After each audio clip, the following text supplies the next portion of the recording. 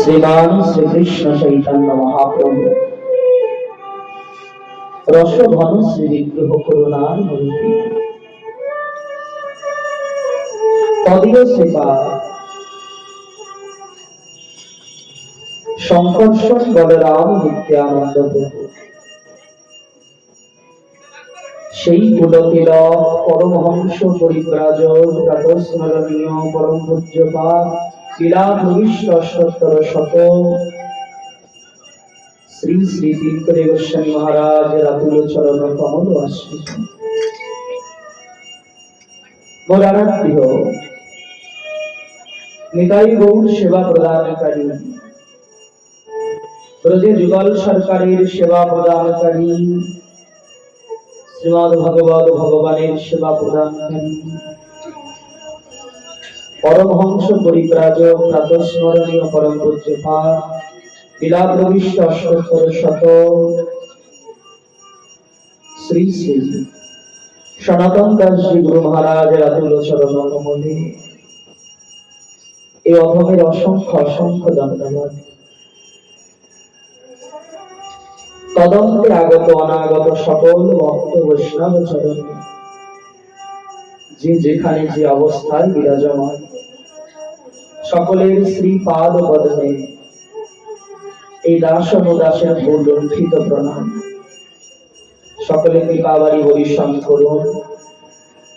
আসুন সেই নিতাই চাঁদের কৃপা অনুকম্পা মস্তকে ধারণ করে আজ আমরা দ্বিতীয় দিবসের কথা স্মরণ করি। গত দিবস আমরা হরিকথা স্মরণ করেছিলাম। শ্রীমদ ভাগবত আমরা কেন শ্রবণ করব, সাধু সঙ্গে বসে কেন আমরা হরিকথা স্মরণ করব, বা এই ভাগবত কথা হরিকথা বৈষ্ণব মুখে হরিকথা সাধু মুখে হরিকথা শ্রবণের মাহাত্ম্যই বা কেন, এ সম্বন্ধে আমরা কিঞ্চিত আলোচনা করেছিলাম। বিশেষত গতকাল আমাদের শ্রবণ নিয়ে আলোচ্য প্রসঙ্গ ছিল। আজ আমরা একটু কীর্তন নিয়ে থাকবো। শ্রবণম কীর্তনম, কলিযুগ ধর্ম কীর্তন। চারটি যুগ ভক্তগণ, সত্য ত্রেতা দ্বাপর কলি, চারটি যুগ। এক এক যুগে এক এক সেবা দ্বারা ভগবানকে প্রসন্ন করা হতো। সত্য যুগে ভগবানকে পেতে হলে তপস্যা করতে হতো, একদিন দুদিন নয়। তপস্যা কতদিন? বলছে যুগ যুগ ধরে এক আসনে বসে থাকতে হতো। নতমস্তকে ঊর্ধ্বপদে ভজন করত, এক পায়ে দাঁড়িয়ে ভজন করত, এক পায়ের এক অঙ্গুলির উপরে দাঁড়িয়ে ভজন করত। এক পায়ের অঙ্গুলির উপর দাঁড়িয়ে ভজন করেছিল সত্য যুগে হিরণ্যকশিপু। ব্রহ্মাদেবের সাধনা করেছিল প্রহ্লাদ মহারাজের পিতা হিরণ্যকশিপু। পায়ের এক অঙ্গুলির উপরে দাঁড়িয়ে ভজন করেছিল। সত্য যুগে মানুষের আয়ু কত ছিল? 1,00,000 বছর। ভেবে দেখুন ভক্তগণ, যদি আপনার আয়ু 1,00,000 বছর হতো, তো ভাগ করে নিন যেত যে আমি 50,000 বছর আমি সংসার করব, ভোগ বিষয়ের মধ্যে ডুবে থাকবো, আর 50,000 বছর আমি সব ত্যাগ করে ভজন করব। আয়ুটা বেশি। কত? 1,00,000। সত্য যুগ শেষ হলো, চলে এলো সত্য, তারপরে ত্রেতা। ত্রেতা যুগে ভগবানকে পাওয়া হতো, সেই তপস্যা রইল না, একটু একটু করে হীন হচ্ছে। তপস্যা যা দ্বারা সত্য যুগে ভগবানকে পাওয়া হতো, সেই তপস্যা রইল না, চলে এলো ত্রেতা যুগ। তাতে এলো যাগ যজ্ঞ, হোম যজ্ঞ, অগ্নি প্রজ্বলিত করে তার সেখানে বসে আহুতি দেওয়া। ভগবানের উদ্দেশ্যে আহুতি দেওয়া যজ্ঞ। সে যজ্ঞ কতদিন হতো? 1 ঘন্টা 2 ঘন্টা না, সে যজ্ঞ হতো যুগ যুগ ধরে। এতদিন যজ্ঞ করতো কিভাবে? এক আসনে বসে, আসন ত্যাগ করতো না, আহার নিদ্রা সমস্ত পরিত্যাগ করে এক আসনে বসে থেকে সেই আগুন জ্বলছে, এটাকে বারবার ভগবানের উদ্দেশ্যে আহুতি প্রদান করছে, যজ্ঞের আগুন নিচ্ছে না। আয়ু কত ছিল? 1 লক্ষ থেকে একটা শূন্য বাদ দিয়ে দিন, কত রইল? 10,000। ত্রেতা যুগে মানুষের আয়ু এসে দাঁড়ালো 10,000। তবুও ভালো, দেখুন 5,000 বছর সংসার করছে, 5,000 ভজন করছে। চলে গেল ত্রেতা যুগ, চলে এলো দাপর যুগ। দাপর যুগে তপস্যাও রইল না, যজ্ঞও রইল না। দাপর যুগে ভগবানকে পাবার একটা পথ রইল কি? তা হলো পূজা করা, পুজো করা, অর্চন করা, ফুল তুলসী আরতি নৈবেদ্য ইত্যাদি দিয়ে ভগবানের ভোগ আরাধনা পূজা ইত্যাদি, যাকে অর্চন বলে। নববিধা ভক্তির একটি ভক্তি, নববিধা ভক্তির এক ভক্তি অর্চন, তা দ্বারা ভগবানকে পাওয়া যেত। দাপর যুগে মানুষের আয়ু কত এসে দাঁড়ালো? 10,000 থেকে একটা শূন্য বাদ দিয়ে দিল, কত হলো ভক্তগণ? 1,000।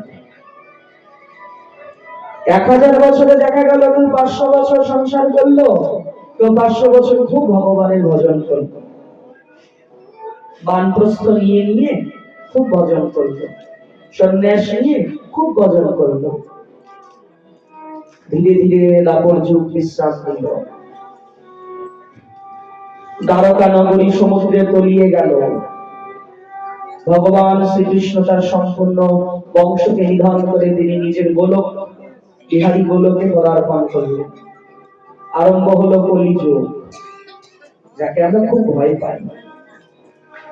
কলির কথা শুনলে সবাই একটু চমকেই যায়, কলির কথা শুনলে সবাই একটু ভয়ই পায়। কলিযুগে শ্রীমান মহাপ্রভু যুগাবতার। শ্রীমান মহাপ্রভু চিন্তা করলে এই কলিযুগে মানুষের আয়ু এতটাই কমে গেল ভক্তগণ, প্রশ্ন হতে পারে যুগের সঙ্গে সঙ্গে আয়ু কেন কমছে? যুগ চলে যেতে পারে, কিন্তু আয়ু কেন কমবে? প্রশ্ন তো হবে, যুগের সঙ্গে সঙ্গে সবকিছু পরিবর্তন কেন হচ্ছে?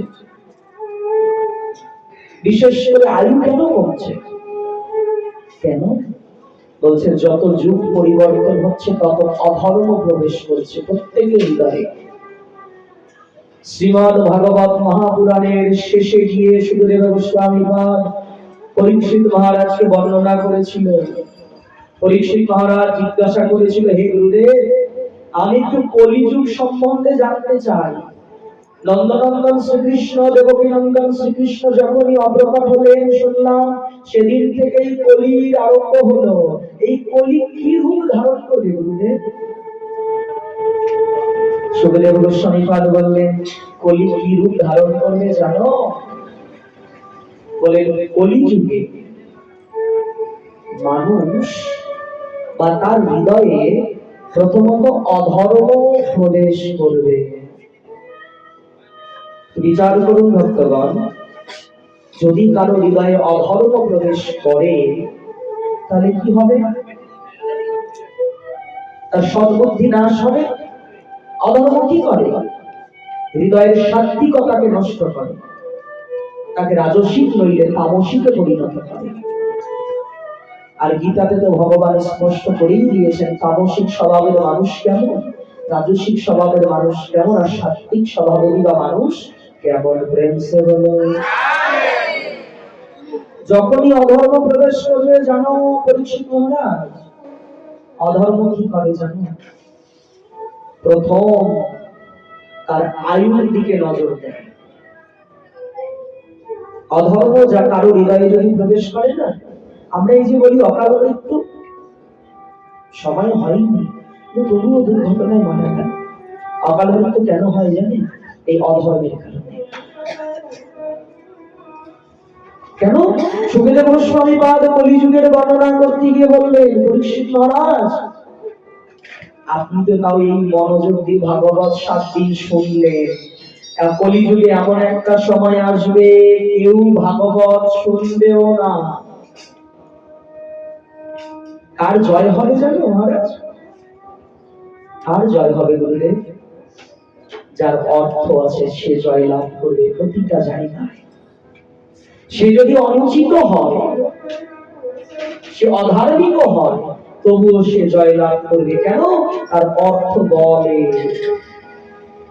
যার অর্থ নেই, তার কিচ্ছু নেই, সে যতই ভালো স্বভাবের মানুষ হোক না কেন।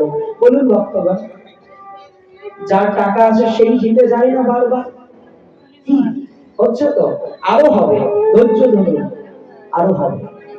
কলিযুগের এমন দুরবস্থা হবে। আচ্ছা প্রশ্ন হবে, সবার হবে না? না, সবার হবে না। কলি সবাইকে ধরতে পারে না, কলি সবাইকে স্পর্শ করতে পারে না। কলিকে দেখে ভয় কে পায়? যে অধার্মিক। পুলিশ দেখে কে ভয় পাবে? যে চোর। তো কলিকে দেখে কারা ভয় পাবে? কাদের ভয় পাওয়া উচিত? বললেন যারা প্রতিটা পদে পদে শাস্ত্র বিরুদ্ধ আচরণ করে।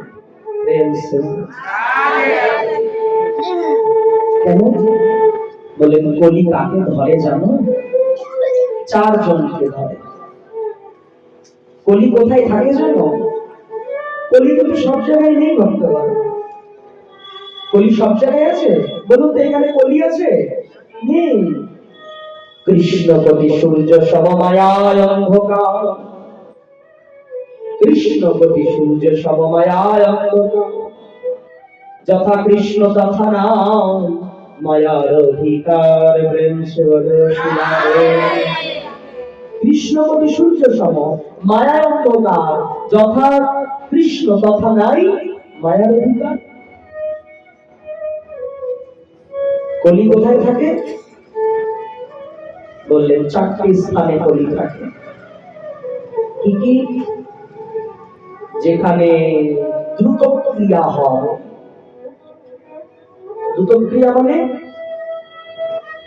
জুয়ো খেলা, যেখানে তাস, যেখানে পয়সার বিনিময়ে জুয়ো খেলা হয়, সেটাকে দ্রুত ক্রিয়া বলে। সেইখানে কলি বিরাজমান।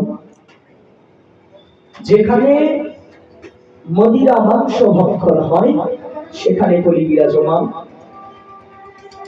যেখানে অবৈধ পুরুষ বা স্ত্রী সঙ্গ, সেখানে কলি বিরাজমান।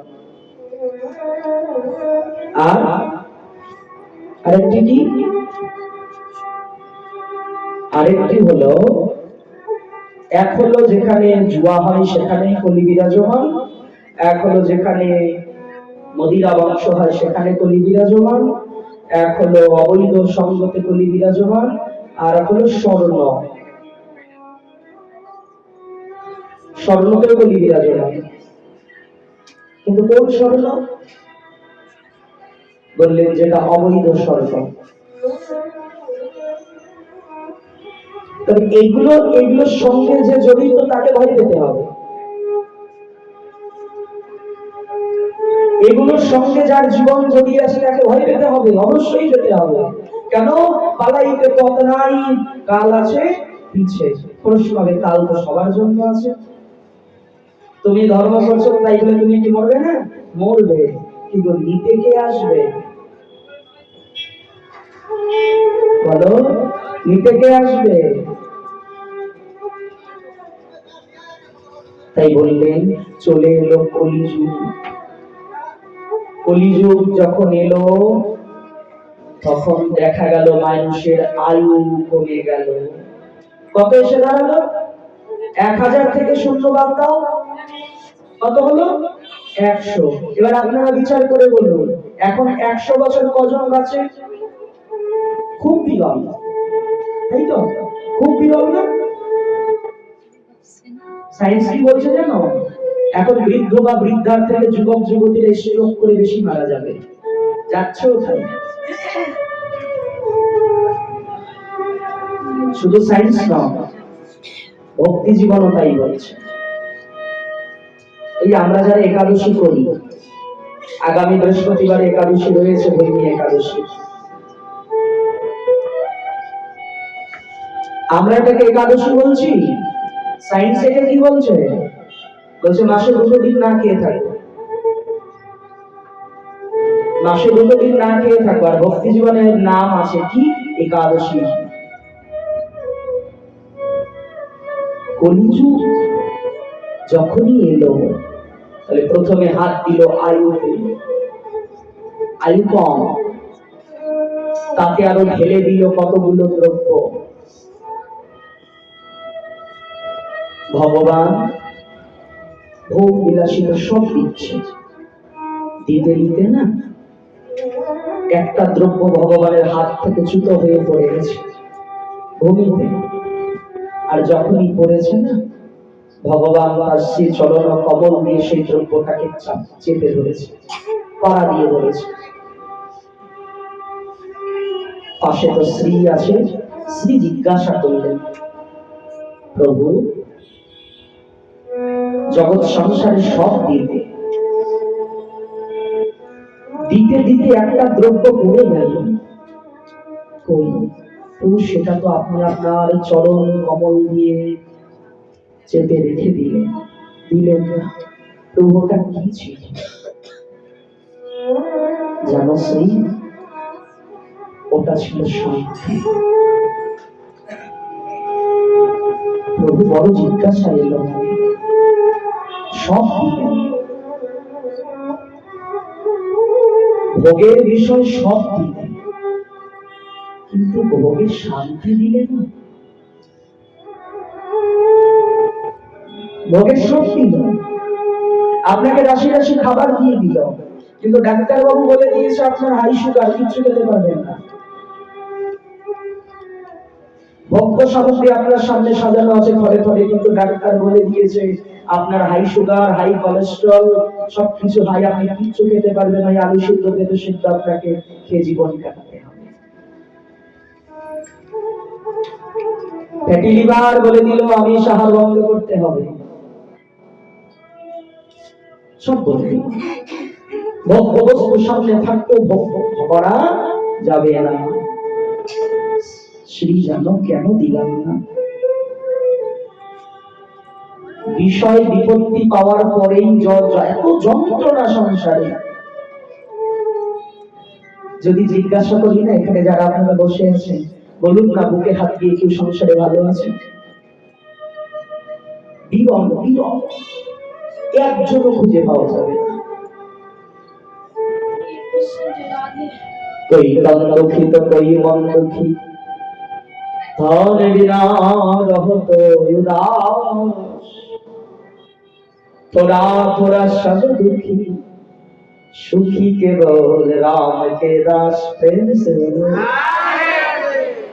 कोई कम दुखी तो कोई मन दुखी, धन बिना रहो तो उदास, थोड़ा थोड़ा सब दुखी, सुखी केवल श्री हरि के दास, राम के दास। গিয়ে দেখো ধুলোর মধ্যে গড়াগড়ি দেয়, তবুও চোখে জল ভরা, মুখ ভেসে যায়, নিতাই নিতাই বলে পথে ভিখারির মতো ঘুরে বেড়ায়, তবুও তাকে হাস্য বদনে দেখা যায়। বলে আমি তিনতলায় ঘুমিয়ে থাকি, তবু শান্তি। শ্রী সব দিলাম জানো, শান্তিটা রেখে। প্রভু শান্তি কেউ পাবে না? শ্রী আবার ঘুরিয়ে প্রশ্ন করল, শ্রী মানে লক্ষ্মী দেবী। শ্রী আবার ঘুরিয়ে প্রশ্ন করল, দয়াময় তাহলে শান্তি কেউ পাবে না? পাবে যে আমার চরণে শরণাগত হবে। শান্তি তো আমি আমার চরণ কমলে রেখেছি। যে আমার চরণে পানে আসবে, যে আমার চরণ পানে আসবে, সেই কেবল শান্তি পাবে দ্বিতীয় এমন একজন খুঁজে পাওয়া যাবে না যে শান্তি পাবে জগতে। প্রেম সে বলো।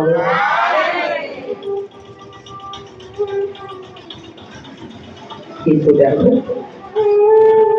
যে দোকানে যে দ্রব্যটা কোনোদিন পাওয়াই যাবে না, সেইখানে বারবার ঘুরছে। কৃষ্ণ বলি জীব অনাদিকাল বহির্মুখ, এ কারণে মায়া তারে দেয় সংসার দুঃখ। দুঃখ কেন পাই? বলে আমরা কৃষ্ণ ভুলেছি যে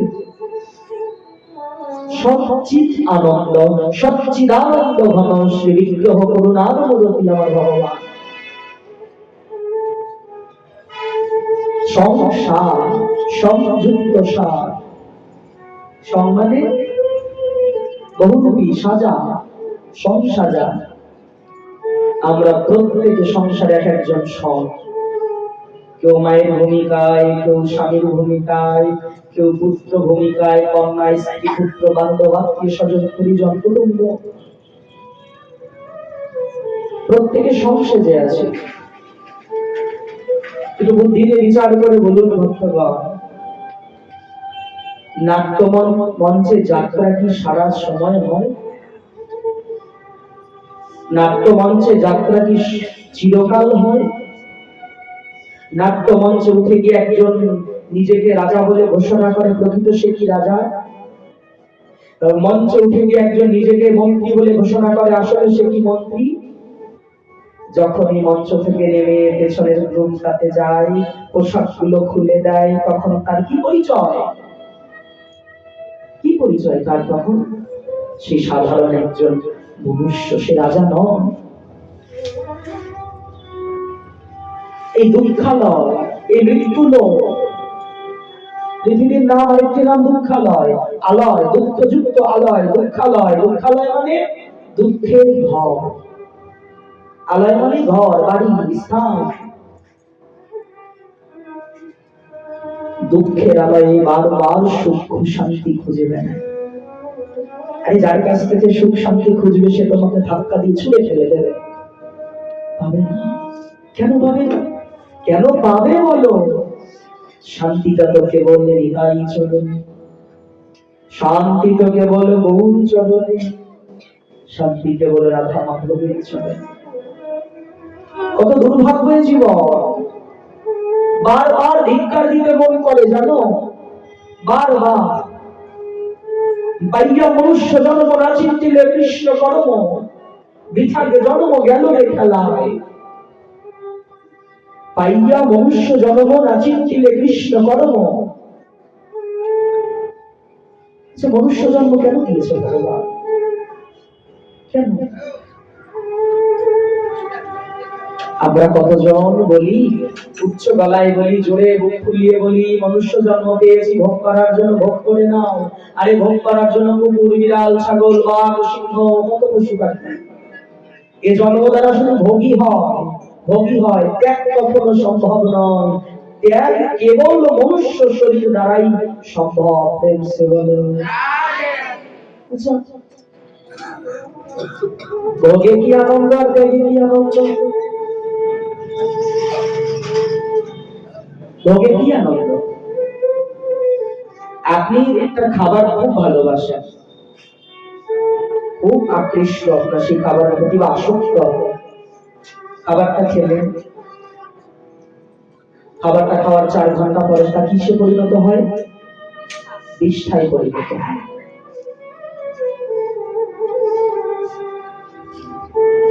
এই জগতের সুখ চিরস্থায়ী নয়, এখনই আছে এখনই নেই, এখনই আছে এখনই নেই। কিন্তু যদি সেই নিতাই চরণে যে আনন্দ পাওয়া যায়, গৌর চরণে যে সুখ পাওয়া যায়, সেই সুখদ, সেই আনন্দ, সেই শান্তিতে যদি একবার ডুবে যেতে পারি, তবে না বোঝা যায় তখন কি হবে জানো? বলছে তখন সংসারে বিষ্ঠা সমতুল্য মনে হবে। সংসার তখন বিষ্ঠা মনে হবে। অমৃত তখন খুব সাধারণ তুচ্ছ বস্তু মনে হবে। যদি একবার এই পাপিম নিতাই চরণে লাগলো, তাহলে কলিযুগের আয়ু এসে দাঁড়ালো 100। শ্রীমান মহাপ্রভু গোলক বৃন্দাবনে চিন্তা করছেন বসে বসে, কলিযুগের অল্প আয়ু, ভোগাসক্ত মন, কামাসক্ত চিত্ত, এদের উদ্ধার কি করে হবে? কারণ জাতযোগ্য তপস্যা এগুলো হবে না, এগুলো কলিযুগে সম্ভব নয়। শ্রীমান মহাপ্রভু কেন এলেন? এই কারণেই এলেন। গোলক বিহারী বসে বসে চিন্তন করছেন যে এমন কি আমি কলিযুগের মানুষকে প্রদান করব যা নিলে ভব বন্ধন খণ্ডন হবে, 84 লক্ষ জমি থেকে মুক্ত হবে, 83,99,999 জন্ম পার হবার পর একবার মনুষ্য জন্ম। কত বললাম? 83,99,999। তার সঙ্গে এক যোগ করো, তাহলে কত হবে? 84 লক্ষ। এতগুলো জন্ম মায়া পিশাচিনীর লাঠি খেতে খেতে পার করার পর একবার এই মনুষ্য জীবন পাই, একবার এই নিতাই বলা বদন পাই, একবার এই কৃষ্ণ বলে কাদার অশ্রু ঝরানোর নয়ন পাই। প্রশ্ন হবে, কেন বাঘেরও তো দুটো নয়ন আছে, হাতিরও তো দুটো নয়ন আছে, নয়নটা এমন কি বড়? এমন কি বড় জানো? কৃষ্ণ চিন্তন করে নিতাই নিতাই বলে এই মনুষ্য দেহ দ্বারাই চোখে জল ধারানো সম্ভব। একটা বন্য পশু কিন্তু পারে না, একটা বন্য পশু পারে না হারাধে বলে চোখে জল আনতে। একটা বৃক্ষ পারে না কৃষ্ণ হে বলে ধুলাই গড়াগড়ি দিতে। অনুতাপ নেই, পশু পাখি বলে অনুতাপ নেই, মনুষ্য জীবন অনুতাপ আছে, অনুশোচনা আছে, বিবেক বুদ্ধি আছে। একটা বৃক্ষের কিন্তু সেই সময় বিবেক বুদ্ধি নেই, যা দ্বারা সেই 84 লক্ষ জনি থেকে মুক্ত হবে। আরে এত সুন্দর হরিবালা বদন পেয়েও তো হরি বলি না। নিতাইরা বলিল মুখে মজিল সংসার সুখে, হ্যাঁ মজিল। ভগবান চিন্তা করে এমন কি দেব, এমন আমি কি অর্পণ করবো কলিযুগকে, যে কারণে সর্বযুগের সার হবে কলি, সর্বযুগের মুকুটমণি হবে কলি, সবার উপরে হবে কলি। কলির আগে ধন্য শব্দটা যুক্ত হবে। আচ্ছা বলুন তো ভক্তরা, ধন্য শব্দ যুগ কোনদিন শুনেছেন? ধন্য ত্রেতা যুগ শুনেছেন? ধন্য দাপর যুগ শুনেছেন? না, মানায়ও না শব্দটা। ধন্য ত্রেতা যুগ শুনতেই কেমন লাগছে, বলে ধন্য কলি। তাহে আবার কি ধন্য? তাহে ধন্য নিতাই গৌরবতা।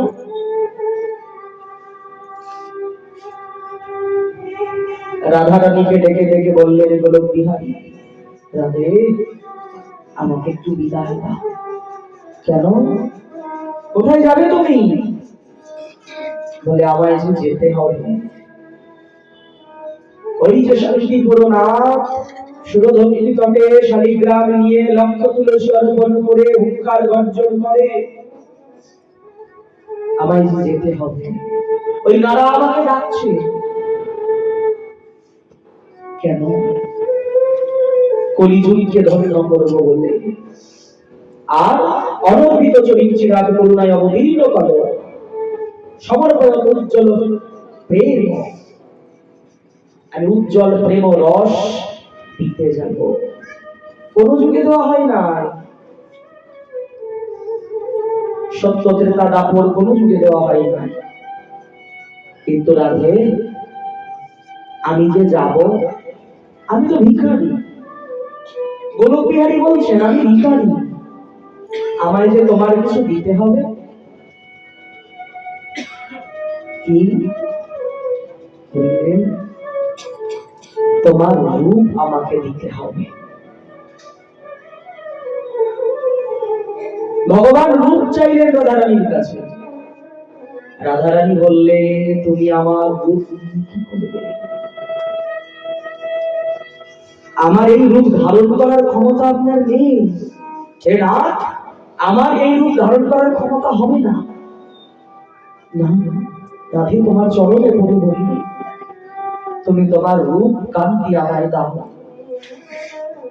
কৈচ্ছন রাধা প্রেমা, কৈচ্ছন মধুরিমা, কৈচ্ছন সুখে ভোর,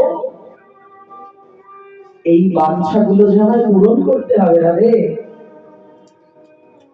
রাধা প্রেম কেমন, তার মাধুর্য কেমন,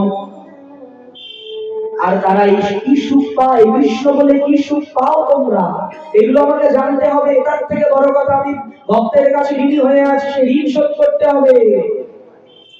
তবে এগুলো করতে গেলে রাধে, তোমার যে অঙ্গ কান্তি আমার প্রয়োজন।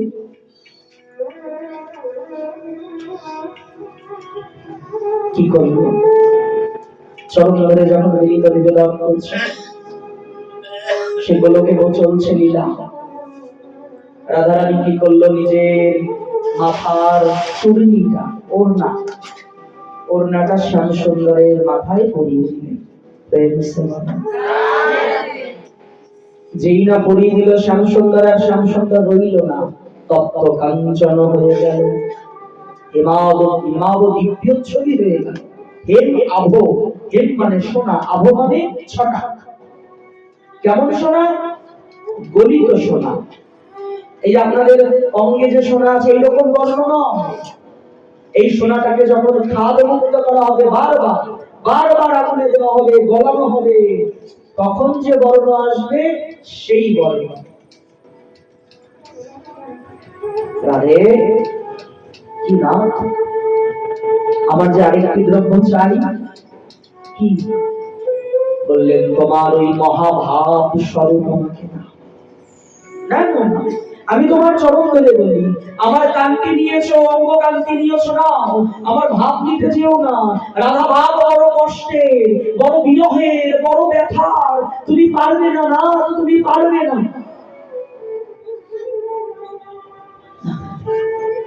আমায় দাও।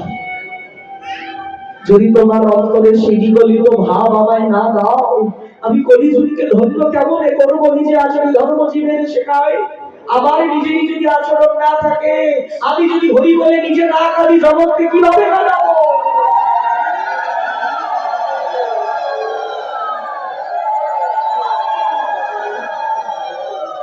রাধারানী বললেন দিতে পারি, আমিও তোমার সঙ্গে যাব। কেমন যাবে রাধে? বলছে আমরা দুজন এক অঙ্গে হব, তুমি ভেতরে থাকবে, আমি বাইরে থাকবো। যত ব্যথা আমি জানি, তুমি নবদ্বীপের ধুলিতে গড়াগড়ি দেবে। আমি জানি তুমি যখন লীলাচল লীলা করবে, সেই পর্বতে উঠে তুমি ঝাঁপ দেবে। আমি জানি যখন তুমি কৃষ্ণ বিরহে কাঁদবে, আমি জানি তুমি কণ্টকময় বৃক্ষকে জড়িয়ে ধরবে। আমি জানি তুমি যখন বিরহ দশায় থাকবে, গম্ভীরা মন্দিরে মুখ ঘর্ষণ করবে। আমি জানি। আজ যেন সব আমার উপর দিয়ে যায়। ওই জন্য অন্তরে কৃষ্ণ বহিরঙ্গে রাখা। সঙ্গে নিলেন কি? সমস্ত বেদ, পুরাণ, শাস্ত্র, তিন যুগের তিনটি সেবা, সবকিছুকে নিংড়ানো শুরু করলেন। কাপড় ধুয়ে যেমন কাপড় নিংড়ালে কি হয়? জল বেরোয়, সমস্ত শাস্ত্র গ্রন্থ সেবা সবকে নিংড়িয়ে ভগবান এক মহাপ্রেম রস তৈরি করলেন। তা হলো যুগ ধর্ম কি? নাম সংকীর্তন নিয়ে এলেন। নাম সংকীর্তন যাচ্ছে ঘরে ঘরে, দুয়ারে দুয়ারে গিয়ে দাঁড়ায়। গৌরহরি নবদ্বীপ লীলাতে এসে নাম সংকীর্তন নিয়ে দুয়ারে দুয়ারে গিয়ে দাঁড়ায়, হরিনাম নিয়ে দাঁড়ায়। এক ব্যক্তি কিছু তন্ডল সবজি কিছু দক্ষিণা নিয়ে এসে যখনই দিতে যায়, ভক্ত বলে আমি এই ভিক্ষা তো চাই না তোমার কাছে। এ কেমন ভিখারি, টাকা পয়সা নেই না, চাল ডাল নেই না, তরি তরকারি নেই না, কি ভিক্ষা চাও? কি ভিক্ষা চাই জানো? এই বদলে একবার শুধু নাম হরে কৃষ্ণ কৃষ্ণ কৃষ্ণ হরে হরে হরে রাম রাম রাম। আর চাই নাম করো নাম। যদি তুমি ভিক্ষা দিতেই চাও, আমায় নাম ভিক্ষা দাও, আমায় নাম ভিক্ষা দাও। বলে এরকম ভিখারি আমরা কোনোদিনও পাই নাই, এরকম ভিখারি তো আমরা কোনো যুগে পাই নাই যে শুধু এসে নাম চাই। ভেবে দেখুন তো, আমি যদি হরি নাম করি আমার কি হবে? হরিনাম করলে কি হয় ভক্তগণ? হরিনাম করলে কি হয়? আমাদের সাধারণ ধারণা হরিনাম করলে পাপ ক্ষয় হয়। এটাকে সংক্ষিপ্ত অর্থ বলে, নামের সংক্ষিপ্ত মাহাত্ম্য কি? পাপ খণ্ডন করা। কোটি কোটি যুগের পাপকে খণ্ডন করে হরিনাম, এটা সংক্ষিপ্ত অর্থ। তাহলে ব্যাপক অর্থ কি? ব্যাপক অর্থ হলো তোমার পুণ্যকেও নষ্ট করবে। বলো শ্রীরাধে। নাম করবে, নাম করবে, বলছে নাম করলে তোমার পাপ ক্ষয় হবে তা নয়, তোমার সমস্ত পুণ্য ক্ষয় হবে। তখন এই কথা শোনার পরে কেউ নাম করবে? বলে আমি দান করলাম, ধ্যান করলাম, তীর্থ ভ্রমণ করলাম, কতজনকে কত অন্ন বস্ত্র সোনা রূপা গাভী কত কিছু দান করলাম, তাহলে সব দান আমার বিফল যাবে? হ্যাঁ। নাম কি করবে? তোমার পাপ পুণ্য দুটোকেই খণ্ডন করবে। পাপ পুণ্য কেন খণ্ডন করবে? গভীর প্রশ্ন। পাপ খণ্ডন করবে বোঝা গেল, পুণ্য কেন খণ্ডন করবে? কেন করবে জানো? পাপ পুণ্য তো দুটোই অনিত্য। আমার তো নিত্য বস্তু চাই, নিত্য তত্ত্ব কেবল নিতাই গৌর, নিত্য তত্ত্ব কেবল রাধা মাধব, কেবল কৃষ্ণ ভক্তি। আমার তো নিত্য তত্ত্ব চাই, আমার অনিত্য বস্তু নিয়ে কোনো টানাপড়া নেই। অনিত্য বস্তু আজ আছে কাল নেই। বলে পাপ করেছো, খুব জোর নরকে যাবে, নরক যন্ত্রণা ভোগ হয়ে যাবে, যখনই শেষ হয়ে যাবে পাপ, তোমাকে আবার কোনো না কোনো জন্মে দিয়ে দেওয়া হবে। কুকুর বিড়াল ছাগল মনুষ্য যাই না, বৃক্ষ লতা পর্বত আদি সমুদ্র নদী নালা করে দেওয়া হবে। পুণ্য যদি থাকে, বলে পুণ্য থাকলে বড় জোর কোথায় যাবে? স্বর্গে যাবে। কি বলবো ভক্তগণ আপনাদের কাছে, এই যে জগৎ সংসার মৃত্যুলোক দুঃখালয়, এর থেকেও খুব খারাপ অবস্থা স্বর্গে, জানেন? আমরা সবাই স্বর্গে যেতে চাই, কিন্তু এই যে এখানে যা ভোগ করছি, এর থেকেও খুব খারাপ অবস্থা স্বর্গে। এই যে আপনারা তো তাও দু চারজন এই যে বসে হরি কথা শুনছেন, স্বর্গে এগুলো হয় না,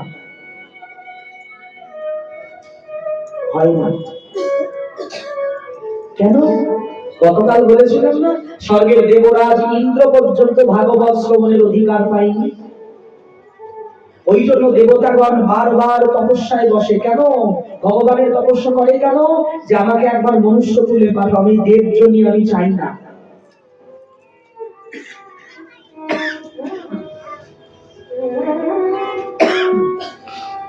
প্রেম সে হলো মনুষ্য যতটা ভগবানের সেবা করতে পারে দেবতারা তা পারে না।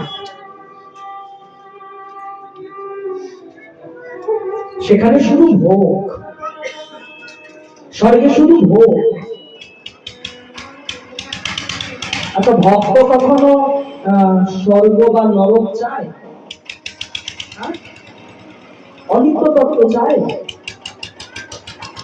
ভক্ত কি চায়? ভক্তরা কি চায়? ভগবানের দর্শন চায় না। ভগবানকে নিজের কাছে চায় না। কথাটা কেমন লাগলো না শুনতে? ভগবানও চাই না? না, ভগবান চাই না। ভগবানকে দিয়ে আমি কি করবো? ভক্তিমতী মায়েরা, ভগবানকে আমরা কি করবো? ওই যে তাকিয়ে দেখুন, শ্রীবিগ্রহ সাক্ষাৎ ভগবান তাকিয়ে আছে, দেখছি তো, পেয়েওছি তো, কি হলো আমরা? এই আসলে প্রত্যেক বছর, আজকে 53 বছর চলছে, কত নাম, কত কীর্তন, কত ভাগবত, কত সাধু সঙ্গ, বলুন তো। আশেপাশে এই যে এলাকা আমরা আছি, আপনিও তো এখানকারই ছেলে, এই তো আছে। আমাদের হিংসা দূর হয়েছে? আমাদের মনোবৃত্তি সরল হয়েছে? হয়নি। আরে ভগবান তো রাবণও পেয়েছিল, পুতানাও তো পেয়েছিল, অকাসুর, বকাসুর, কালিয়না সবাই পেয়েছিল, কংস পেয়েছিল। আচ্ছা বলুন তো, পুতনা সে গেল শত্রু ভাব নিয়ে ভগবানের কাছে, ভগবান তাকে মাতৃত্ব প্রদান করল, কিন্তু তাতে কোনো লাভ হয়েছে কি? ভগবান নন্দনন্দন শ্রীকৃষ্ণ 6 দিনের বালক, সেদিন তার 6 ষষ্ঠী, 6 দিনের বালক, সেই দিন তার পুতনার বক্ষ কমলে উঠে বক্ষে সুধা পান করেছিল, তাতে কি হলো? বলে বড় জোর মোক্ষ পেয়েছে। ভক্তরা তো মোক্ষ চায় না, ভক্তরা মোক্ষও চায় না। চায়টা কি? কি চাই জানো? বলে তুমি আমায় ভালোবাসো বা না বাসো, সারাটা জীবনে যেন আমি তোমার নাম ভুলি না, তোমাকে যেন ভুলি না। জীবনে এমন পরিস্থিতি না আসুক, আসলেও আসুক, আমি যেন তোমায় ভুলি না।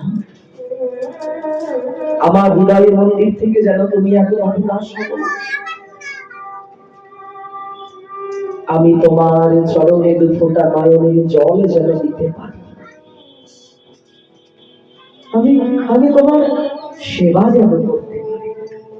ভক্তরা এটা চায়, আমি সেবা চাই, আমি সেবা চাই, তোমার ওই রাতুল চরণের সেবা করতে চাই, হৃদয়ে ধারণ করে আমি তোমার সেবা চাই, তোমার নাম গুণগান চাই, তোমার ওই ওই রাতুল চরণের সেবা চাই, তোমার ওই রাতুল চরণে যেন নয়ন জলে আমি ধোয়াতে পারি, আমি এ চাই।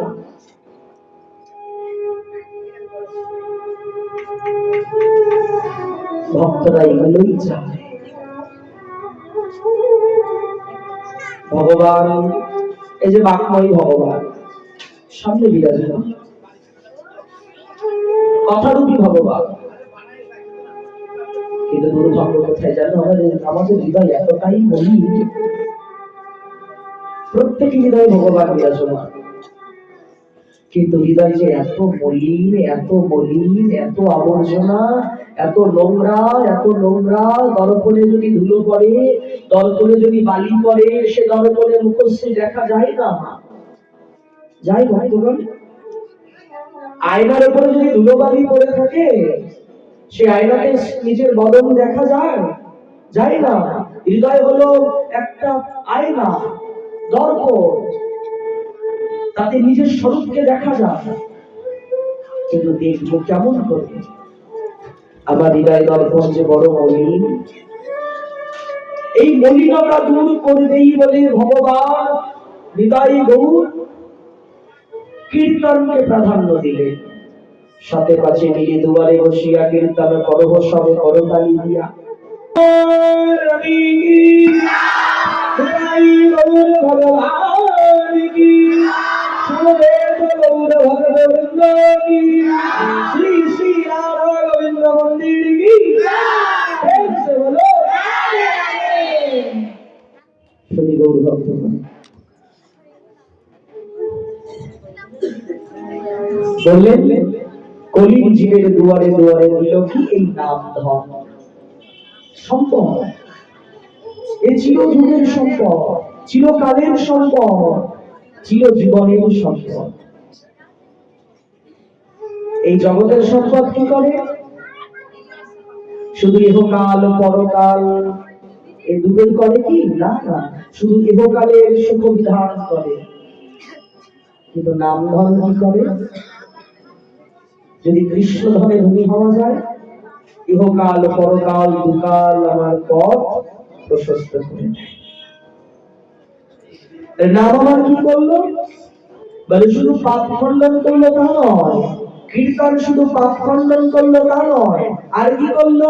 বললেন পুণ্যকেও খণ্ডন করলো। প্রশ্ন চলে এলো, পাপ খণ্ডন করলো খুব ভালো কথা, পুণ্য কেন কাটলো? যে বলছিলাম ভক্ত কখনো অনিত্য দ্রব্য চায় না।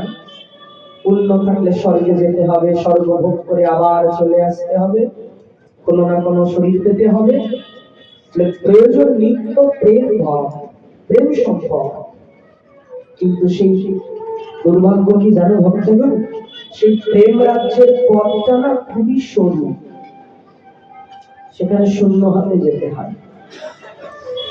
পাপেরও ব্যাগ যাবে না, পুণ্যেরও ব্যাগ যাবে না। বলছি এত সূক্ষ্ম পথ, একটা ব্যাগ যদি মনে করলাম পাপের ব্যাগটা নেই, পুণ্যের ব্যাগটা রেখে যাই, হবে তো না? ব্যাগটা তো রইল। বলে পাপেরও ব্যাগ যাবে না, পুণ্যেরও ব্যাগ যাবে, দুটো ব্যাগ এখানে রেখে দিয়েই যেতে হবে। তাহলে প্রেম রাজ্য। পুণ্য থাকলে কি হবে? অভিমান আসবে, অহংকার আসবে। জগতের সব থেকে বড় দান কি দান জানো? কি দান? নাম দান। ভূমিদান, কন্যাদান, গোদান, সবার উপরে হলো অন্নদান। সব থেকে প্রথম স্তরে আছে অন্নদান। তার উপরে যদি কিছু থেকে থাকে সেটা হলো হরিনাম দান। তাহলে নাম কি করলো? আমার পাপকেও খণ্ডন করলো, পুণ্যকেও খণ্ডন করলো, কিচ্ছু রইল না। অনিত্য বস্তু আমার সঙ্গে রইল না, শুধু তখন তাই চরণ, আমি তাই চরণ চাই, আর কিছু চাই। বলো প্রেম শ্রী রাধে। প্রশ্ন এসে দাঁড়ালো, আমি যতক্ষণ কথা বলি না শুধু প্রশ্নই আসবে। আর ভাগবত শ্রবণ করে যদি হৃদয় প্রশ্ন না জাগে তাহলে শ্রবণ এখনো ঠিক হয়নি। শুনতে শুনতে প্রশ্ন জাগবে, মানে পিপাসা। প্রশ্ন মানে পিপাসা, জানার আগ্রহ, জানার আগ্রহ। প্রশ্ন এসে দাঁড়ালো কি? পাপ তো অনেক দিনের পুরাতন, আর নাম জপ তো কেবল আরম্ভ করেছে। আমার পাপ তো অনেক দিনের পুরাতন পাপ, অনেক জমা আছে, কিন্তু আমি কেবল নাম আরম্ভ করেছি। এই নতুন নাম জপে পুরাতন পাপ ক্ষয় হবে কি? আমার কোটি কোটি জন্মের পাপ আছে, কত কত জন্মে। একটা দোকান ঘরে যেমন সমস্ত মালপত্র ধরে না, প্রত্যেকটা বড় বড় দোকানদারের একটা আলাদা করে গোডাউন ঘর থাকে, থাকে না? দোকানে যে কটা জিনিস সাজানো সাজিয়ে দেয়, বাকি বেশি মালপত্র কি করে? একটা আলাদা গোডাউন ঘরে রাখে। আমাদের এই যেটা এখন ভোগ করছে সেটাকে পরার্থ কর্ম বলে, আর আমাদের সঞ্চিত কর্ম এখনো ধরাই আছে। সঞ্চিত কর্ম পরার্থ কর্ম। সঞ্চিত কর্ম হলো আমাদের গোডাউন ঘর, সেই গোডাউন ঘর থেকে এক ব্যাগ কর্মফল দ্বারা এই শরীর গঠিত। এই এক ব্যাগ কর্মফল নিয়ে এসে ভোগ করছি, গোডাউন ঘর এখনো ঠাসা ভরা আছে। ওই জন্য প্রশ্নটা এসে দাঁড়ালো, আমার তো অনেক পুরাতনের পাপ জমা আছে, তাহলে আমি এই কেবল নাম শুরু করেছি, তাহলে আমার এই নাম দ্বারা কি পুরাতন পাপ ক্ষয় হবে? প্রশ্নটা আসবে তো, হবে তো। হরিনাম কি করে জানো? পরার্থকে কাটতে পারে না। এই যে যেটা ভোগ করছি, মানে যেটা ভোগ করার জন্য আমি শরীরটা পেয়েছি, এটা যতটুকু ভোগ করার ভোগ করবে, বাকি রইল সঞ্চিত কর্ম, যেটা গোডাউন ঘর। বলছে কি হবে? বললেন হরিনাম, এই দেহকে হরিনাম, এই দেহ হরিনাম করা হয় কেবল পূর্ব পাপকে খণ্ডন করারই জন্য। সে বলো বলে এখন যদি জীবন দশায় যদি আমি হরিনাম করতে পারি, তাহলে আমার কি হবে? বলে আমার সঞ্চিত কর্ম গোডাউন ঘরে আগুন লেগে যাবে, পুড়ে যাবে। তাহলে আমার সঞ্চিত কর্ম রইল না, রইল পরার্থ কর্ম। এটা আনন্দের সহিত ভোগ করে। বলে কর্মফল কমানো যায় না, যেটা ভোগ সেটা কমানো যাবে না, নাম এটা পারে না। বলে পরিমাণ কমাতে পারে, নিঃশেষ করতে পারে না, করে না, পারলেও করে না।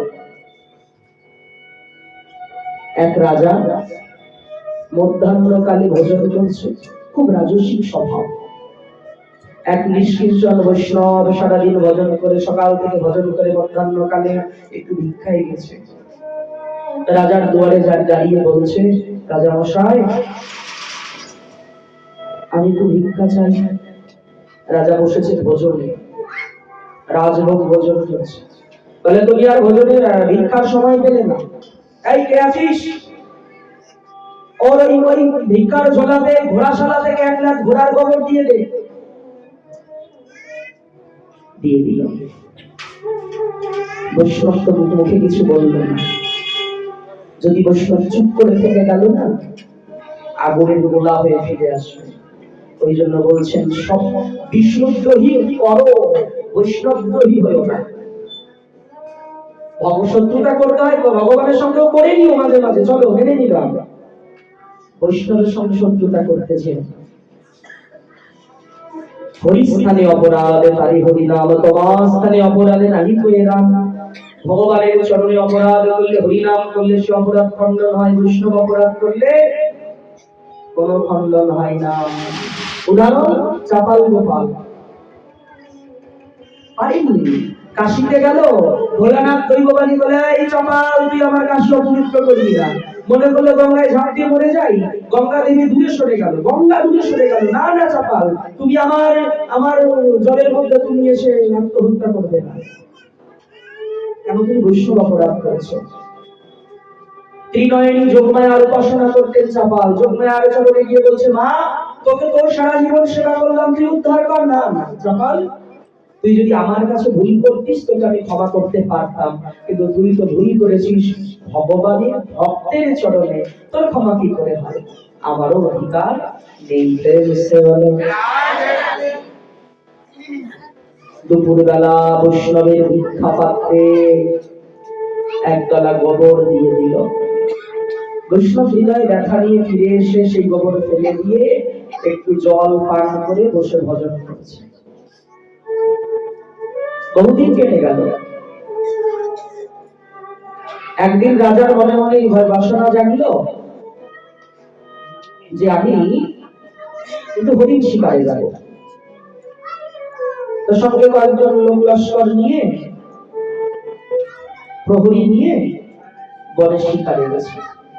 এবার শিকারে যখন গেছে না, দেখছে ওই বনের মধ্যে বিরাট বড় একটা ঘোড়ার গোবরের পর্বত। মহারাজ মনে মনে চিন্তা করছে, এই ঘোড়াশালা এ তো কেবল আমারই আছে, এই রাজ্যে এই নগরে তো কারো এত ঘোড়া নেই যে তার এত মল এখানে জড়ো হবে। এই কথা চিন্তা করতে করতে অদূরে দেখলেন একটা পাতাল কুটির। সেই কুটিরে বসে আছেন একজন বৈষ্ণব, ভজনের হরিনামের মালা নিয়ে বসে বসে হরিনাম করছে। এগিয়ে গেল, আচ্ছা বলুন তো দেখি, এই যে এত বড় ঘোড়ার মলের পর্বত কি করে হলো? ওই বৈষ্ণব একটু হেসে বলল, মহারাজ আমাকে বুঝে আপনি চিনতে পারেননি? কে তুমি? মহারাজ ভেবে দেখুন তো মনে পড়ে একদিন দুপুরবেলা এক ভক্ত তোমার দুয়ারে ভিক্ষায় গিয়েছিল, ভিক্ষা স্বরূপ তুমি এক ঘোড়ার মল দিয়েছিলে। হ্যাঁ মনে পড়ে মহারাজ। এই জন্য এতগুলো মল। ভয় পেয়ে গেল, বলে এই মল কি করতে হবে? বলে কেন? আপনার ভক্ষণ করতে হবে। আরে এত মল খাওয়া যায় নাকি? এই মল দেখছি ধীরে ধীরে বাড়ছে। আচ্ছা একে কিছু একে কমানো যায় না? এই যে বাড়ছে এটাকে থামানো যায় না? থামানো যায় কি করে? বলে নাম দ্বারা। সঙ্গে সঙ্গে সে বৈষ্ণবের কাছ থেকে নাম নিয়ে নিল। যখন এই নাম উচ্চারণ করলো, সেই পর্বত যে বাড়ছিল সেই বাড়াটা স্থগিত হলো, কিন্তু যতটুকু বেড়ে গেছে সেটুকু তো রয়ে গেল। গুরুদেব, আমি ভুল করেছি। আচ্ছা থেমে তো গেল, এই এই কবরের পর্বত, এই মলের পর্বতটা কমানো যায় না? যায়। কিভাবে? বলছে এটা কমাতে গেলে তোমার একটা ব্যতিক্রমী পথ অবলম্বন করতে হবে। ব্যতিক্রমী পথ মানে মানে তুমি করবে ভালো কাজ, কিন্তু জগৎ তোমার নিন্দা করবে। দেখবেন ললাটে তিলক ধারণ করবেন, একটু শিক্ষা রাখবেন, আহার শুদ্ধি করবেন, একটু একাদশী আরম্ভ করবেন, একটু মন্দিরে এসে সন্ধ্যা আরতি কীর্তন শোনা দর্শন আরম্ভ করবেন, আপনার কত শুভাকাঙ্ক্ষী বেরিয়ে যাবে সে সময়। সময় হয়নি, এটা হয়নি, সেটা হয়নি, কত সমালোচনার বন্ধু পেয়ে যাবে। তবে খুব আনন্দিত হবে। শাস্ত্রে বলা আছে পাপকে খণ্ডন করার সব থেকে সহজ পদ্ধতি হলো নিন্দা করানো। যদি তোমার সংসারে নিন্দা হয়, সমাজে নিন্দা হয়, তাহলে বুঝবে যে তোমার নিন্দা করছে সে তোমার শুভাকাঙ্ক্ষী। যত তোমার নিন্দা করবে তত তোমার পাপ রাশি ক্ষয় হবে। মহারাজ, আপনাকে ব্যতিক্রমী কিছু করতে হবে। মহারাজ মনে মনে চিন্তা করলেন কি করি? মনে মনে চিন্তা করলেন যে রাজপণ্ডিত ছিল, সেই রাজপণ্ডিতের ঘরে এক যুবতী কন্যা ছিল। সেই কন্যাকে নিয়ে এসে রাজকুমারীর সঙ্গে রেখে তার দ্বারা কৃষ্ণ সেবা করানো আরম্ভ করল। মহারাজ ভক্ত হয়ে গেল। তো ওই রাজপণ্ডিতের কন্যাকে নিয়ে এসে রাজকুমারীর ঘরে দিয়ে বলল তোমরা দুজনও কৃষ্ণ নাম করবে, কৃষ্ণ ভজন করবে। যখন এই ঘটনা করলো, অমনি রাজ্যে প্রচার হয়ে গেল, না না আমাদের মহারাজ ভক্তভক্ত হয়নি, ওই রাজপণ্ডিতের কন্যাকে অপহরণ করেছে, নিয়ে গিয়ে বিবাহ আদি করবে, হয়তো ঘরে আবদ্ধি করেছে। চরিত্র ঠিক নেই মহারাজের। নিন্দা আরম্ভ হয়ে গেল। প্রতিদিন মহারাজ গিয়ে গিয়ে ওই মলের পর্বতটা দেখে, একটু কমছে, আরেকটু কমছে, আরেকটু কমছে, কমতে কমতে কমতে কমতে একদম লাস্ট শেষে এসে দাঁড়ালো ওই এক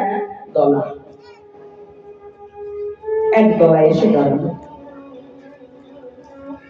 ছুটে গেল গুরুদেবের কাছে, গুরুদেব সব কমে গেল, কিন্তু এক দলা যে থেকে গেল। মহারাজ ওটাও কাটাতে ইচ্ছা করে? হ্যাঁ, তাহলে এক কাজ করতে হবে মহারাজ, আপনি একটু খোঁজ করে দেখুন আপনার রাজ্যে এমন কোন একজন আছে যে আপনার নিন্দা করেনি। যদি আপনি তাকে দিয়ে আপনার নিন্দা করাতে পারেন তবে একদলও থাকবে না। মহারাজা বলছেন আমি কি করে খুঁজে বের করবো যে আমার কেউ নিন্দা করেনি? যারা হরি ভক্ত হয় তাদের নয়ন দেখলে বোঝা যায়। যারা কৃষ্ণকে ভালোবাসে সেই কৃষ্ণের কিছু কিছু স্বভাব তার মধ্যেও আসতে শুরু করে। যারা সংসারকে ভালোবাসে সংসারের কিছু কিছু স্বভাব তার মধ্যেও দেখা দেয়। কি দেখা দেয় না? যে সংসারী হয় তার মধ্যে সংসার থাকে, যে ভক্ত হয় তার মধ্যে ভগবানের কিছু গুণাবলী এসে যায়। আর এই মহাজনটা এমনও বলছে অনেক সময় দেখবেন আপনি যদি লাড্ডু গোপালজির সেবা করছেন, সিংহাসনে আপনার গোপাল ভক্ত বসে আছে, কখনো কখনো দেখবেন আপনার মন ভালো নেই, গিয়ে দেখবেন গোপালের ভজনটাও ভীষণ। আবার কখনো কখনো দেখবেন আপনার খুব খুব আনন্দিত আছে, মনে হবে আপনার গোপাল খুব হাসছে। অচ্যুত না, ভগবানের এক নাম তো অচ্যুত। তো ভগবান যখন কাউকে ধরে নেয় তখন তো ভগবানের সঙ্গে কানেকশন হয়েই গেল, তার কিছু না কিছু গুণাবলী তার মধ্যে আসতে শুরু করবে। এই করবে মহারাজা কি করলেন, এক ছদ্মবেশ নিলেন। ছদ্মবেশ নিয়ে নগরে নগরে ভ্রমণ করছেন। ভ্রমণ করতে করতে এক বৃদ্ধা মাকে দেখতে পেলেন। কি দেখলেন? দেখলেন ওই বৃদ্ধা মা কারোর সঙ্গে বেশি খুব একটা কথাবার্তা বলে না।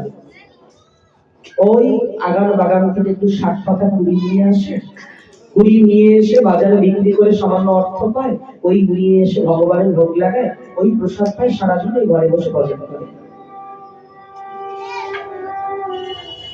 তো মহারাজ মনে মনে চিন্তা করলেন, যদি কেউ আমার নিন্দা না করে থাকে এই জন্যই আছে।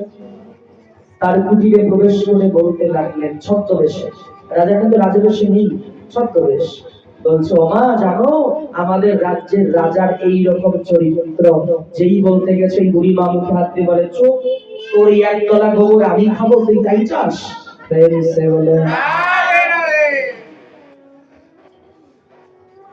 রাজা কিন্তু ছদ্মবেশে। যখনই গিয়ে রাজার নিন্দা করাতে চাইছে, দেখবেন আপনি একা বসে আছেন, আপনার পাশে একজন এসে বলবে, জানিস ওই বাড়ি না ওই জন্য এইরকম। আপনিও খুব তালে তাল দিলেন, ভালো না, আপনারও দু চারটা গল্প বেরিয়ে গেল, বা শুরু হয়ে গেল, আসো খামাখামি নেই। যখনই আপনার কাছে কেউ এসে নিন্দা করলে থামিয়ে দাও, উঠে চলে যাও, বলে দরকার নেই, তো এই গল্প তোর কাছেই রাখ। ওই বুড়িমা বললেন, চুপ, তুই কি চাস? তোর এক ডালা গোবর আমি খাবো? মহারাজ বললেন, এই কথা যে আমি কাউকে বলি। এই মা কি করে জানি? বলে, তুই তো রাজা, তুই আমাকে কি লোকাবি? তো বললেন, হরিনাম কি করে? সঞ্চিত কর্মকে আগুন লাগিয়ে দেয়, পরিমাণও কমাতে পারে, কিন্তু কিঞ্চিত ভোগ করে নেওয়াই ভালো। আমি কারো কাছে ঋণী কেন থাকবো? ঋণ মুক্ত হতে হয়। কারো চরণে অপরাধ করেছি, ভোগ করে নাও, ক্ষমা চেয়ে নাও, ভোগ করে নাও। বন্ধন থাকলে প্রেম পাওয়া হবে না, বন্ধন থাকলে নিতাই রাজ্যে যাওয়া হবে না, বন্ধন থাকলে গোবিন্দের সেই প্রেম রাজ্যে যাওয়া হবে না। আর এই পাপ পুণ্য দুটোই বন্ধনের কারণ, এই দুটোই অনিত্য, এই দুটোই সংসারকে ভালো লাগায়, এই দুটোই সংসারে বেঁধে রাখে। তাই কি বললেন, 24 ঘন্টা অবিরাম নাম জপ করো, করতেই থাকো। ভালো লাগছে না তাও করো। ওষুধ খেতে কারো ভালো লাগে না, কোন রুগী বলে না যে আমার ওষুধ খেতে ভালো লাগছে। ওষুধ খেতে কেউ ভালোবাসে না, কিন্তু তার একটাই ধ্যান থাকে যে আমাকে সুস্থ হতে হবে, আমার মন মানসিকতা ভালো করতে হবে। হরিনাম ভালো না লাগলেও আমাকে খেতে হবে। সে ওষুধ, মহা ওষুধ, ভালো লাগছে না তবুও খাও। ভালো লাগছে না, দু চার থাপ্পড় নিজের গালে মেরে দাও। কেন ভালো লাগছে না? তো তোকে ভালো লাগতেই হবে, নাম তোকে করতেই হবে। নিজের গালে দু চারটে চট থাপ্পড় মেরে শাসন করে বসিয়ে দাও, না তোকে নাম করতে হবে। কেন নাম করবে না? এইভাবে আমাদের নাম জপে ধ্যান দিতে হবে। প্রেম সে বলো হরে কৃষ্ণ।